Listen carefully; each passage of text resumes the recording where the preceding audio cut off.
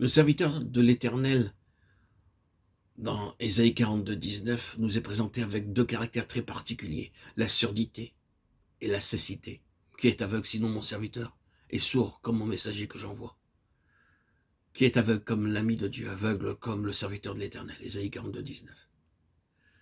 Israël, le serviteur décevant, nous est rapporté comme étant l'un et l'autre aveugles et sourds. Mais c'est l'idolâtrie qui en est la cause. Tandis que pour le Seigneur Jésus, c'est la consécration qui le rend aveugle et sourd. En effet, s'il y a une cécité, une surdité qui sont tragiques, il en existe une autre forme qui est glorieuse. Satan n'a pas trouvé en lui d'oreilles ni de yeux quand, dans le désert, il a voulu lui faire voir et lui laisser entendre que la nécessité ne connaît pas de loi, ni l'amour, ni le succès, même quand ses suggestions sont camouflées par des textes de l'Écriture. Le vrai serviteur de l'Éternel refuse et de voir et d'entendre, plutôt que de s'écarter d'un cheveu de la volonté de Dieu. Il préférera souffrir de la faim, courir le risque d'un délai prolongé, se laisser proscrire et goûter toute l'amertume du calvaire.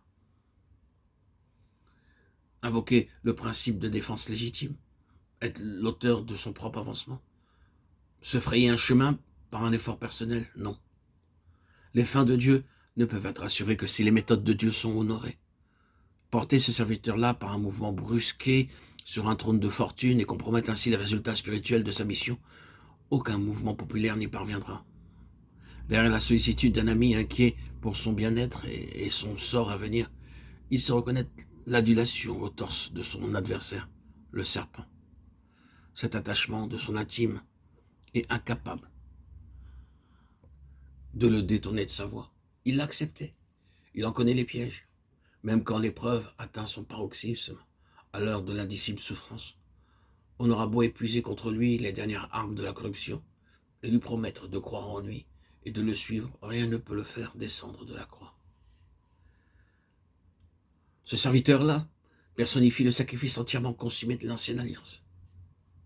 Il reconnaît à Dieu tous ses droits, et son seul objectif est de lui en assurer la jouissance.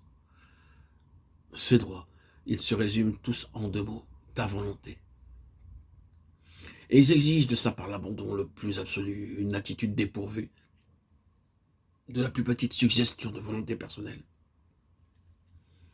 Semblable abandon fera toujours du serviteur de Dieu un homme qui n'est pas de ce monde, ni par la pensée, ni par l'esprit. Souvent, il devra dire non et provoquer de ce fait bien des malentendus. Les opportunistes, pendant ce temps, tiendront le haut du pavé et, dans certains domaines, auront beaucoup plus de succès. Mais l'infatigable intérêt de Satan se portera toujours sur le vrai serviteur, car la valeur spirituelle ne se mesure pas à l'étalon des sens. Et le critère de la vie est moins dans le bruit qu'on fait que dans le témoignage qu'on rend.